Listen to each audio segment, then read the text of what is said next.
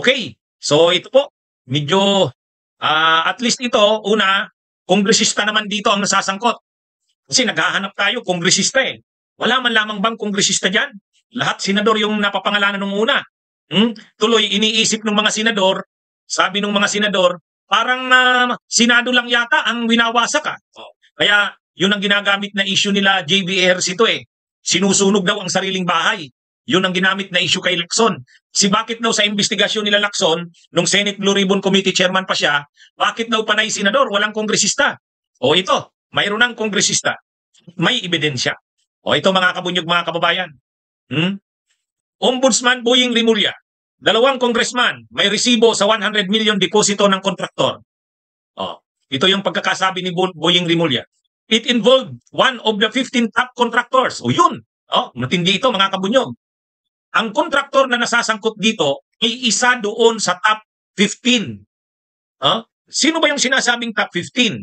Naalala nyo yung unang yung unang paglabas ni PBBM? Tapos pinangalanan niya, sabi niya, mula 2022 hanggang 2025, sa 450 billion pesos na flood control projects, ang 100 billion dyan ay nakuha ng 15 lamang na mga contractors. Yung top 15 na yan ng contractors na nakakuha ng 100 billion, isa doon ay nagpadala ng 100 million sa 2 kongresista. So it involved one of the top 15 contractors. At ano tong 2 kongresista? 2 active congressmen. When there was a transfer of money through the bank. Yan ha? So napakalinaw ng ebidensyang ito. Bank transfer. Pagka ganyan mga kabunyog, mga kababayan, flag transaction yan. Naka-flag. Naka-red flag yan. Bakit? 100 million. 100 million. Ay matindi yan. Anong transaction ba yan at tumanggap ng 100 million? Kung nagpadala ka ng 100 million kay Ayala, ay hindi nakapagtataka. Ayala yan eh, bilyonaryo yan. Kung nagpadala ka kay Rason, kung sila Rason nagtatransfer ng 100 million, 200 million, walang problema. Pero ito, kontraktor, tapos pinadala sa congressman, 100 million, anong iisipin mo doon? May trail, tama ka Papa Cho.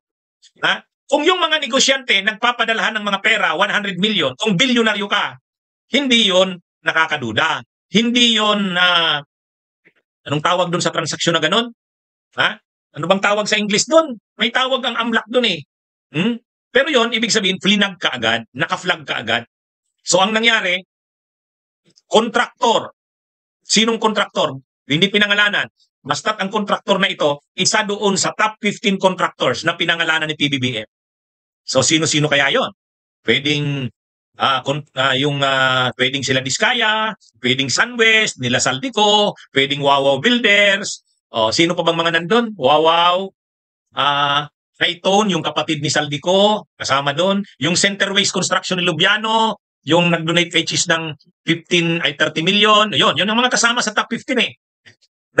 St. Gregory, saka St. Timothy ni St. Gerard pala, St. Gerard, St. Timothy ni yung saka Alpha and Omega. Lahat kay Diskaya yon. Wawaw, kasama doon sa top 15. Kirante, kasama doon. SunWest, Highton, kasama doon. Kaya isa doon sa 15 na yon. Questionable transactions, yung suspicious yun. Nakakasuspitsa. Ayan, suspicious transaction. Bakit suspicious transaction? Kasi kontraktor nagpadala ng pera sa congressman. Doon pa lang maano ka na red flag na. Tama si Mundito Labaco. Red flag ka na doon. 100 million pesos pinadala sa congressman at ang nagpadala kontraktor. Anong kontrata nila? Anong transaksyon nila? Di ba? Kaya alam nyo, maganda rin ito talagang ginawang ombudsman si Boying Rimulya. Iba rin ito si Boying Rimulya. At ito ipagpatuloy ko yung pagbasa ko. And that transfer of money is a questionable transaction. Yung pala, questionable transaction. Traced by the AMLAC, Anti-Money Laundering Council. So, it gave us a clue on how to proceed further. Kasi nga, hindi naman nangangahulugan na nakuha mo yung clue na yon, pwede mo nang kasuhan. Dapat buuin mo muna yung kaso. Yan mga kabunyog. Kaya yan ang mga laman nangunguna sa mga balita yan ngayon mga kabunyog. Lumalawak na. Kaya yung mga yung sila Bongo, saka sila Sara Duterte, huwag nilang isipin na sila lang yung, sabi kasi ni Bongo, sila lang daw yung ini-eliminate o tinatarget. Hindi. Hindi. Lahat naman.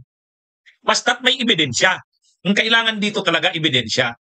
Ngayon, lagi, paulit-ulit yung kampo ng mga Duterte, si Romualdez daw, si Romualdez. Eh, mag-produce na kasi kayo ng mga ebidensya nyo. Mag-produce na kayo para maganda nga makita na natin na sangko talaga si Romualdez kung mayroong ebidensya eh.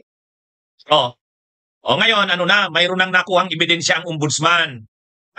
Dalawang mambabata, dalawang kongresista, aktibo ka sa ngayon, nakatanggap ng 100 million sa pamamagitan ng bank transfer galing sa isang kontrakto. So, ano talaga to? Matindi ito mga kabunyog, mga kababayan. Ito sana yung maganda kung naka-public, nakabukas sa publiko yung mga pagdinig ng ICI.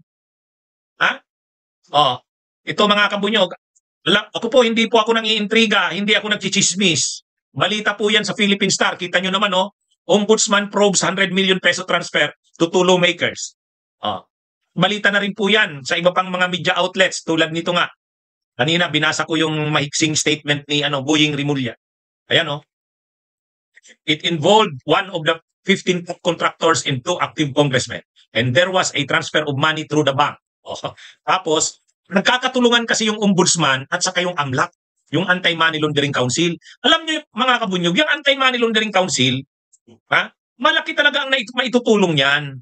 Ang Anti-Money Laundering Council kasi, yan talaga makapangyarihan yan. Ang rule sa mga bangko, pag mayroong diniposito o transfer na pundo na mga 500,000 plus, automatic magre-report ang bangko sa AMLAC. 500,000 plus. Kapag may 500,000 plus na deposito, i-inform dapat ng bangko ang AMLAC. Aalamin ngayon ng AMLAC ano tong transaksyon nito. Bakit sino ba to? Bakit tumanggap ito? Sinong nagpadala? Si ganito? Transaksyon nila. O ganyan yan. Kung meron akong ganyan eh.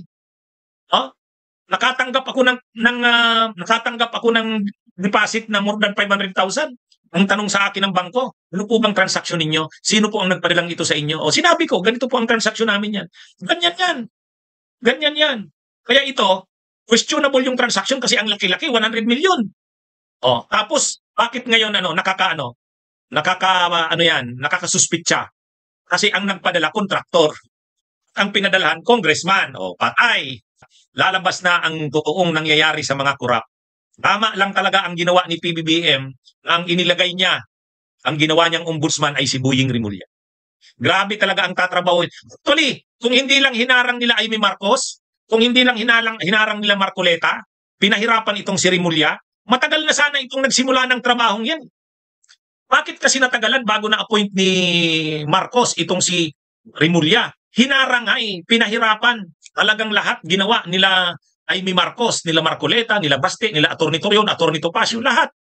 Pinagtulong-tulungan talaga ng mga DDS. Kaya lang sa bandang huli, nangibabaw pa rin si Rimulya. Na-appoint pa rin ni PBBM. Ngayon naman, makikita natin, maganda ang tinatakbo. Unang-una, yung mga salin, ibinukas niya na uli. Yun. Pangalawa, mayroon ng kakasuhan next week. May kakasuhan na next week. May kakasuhan na.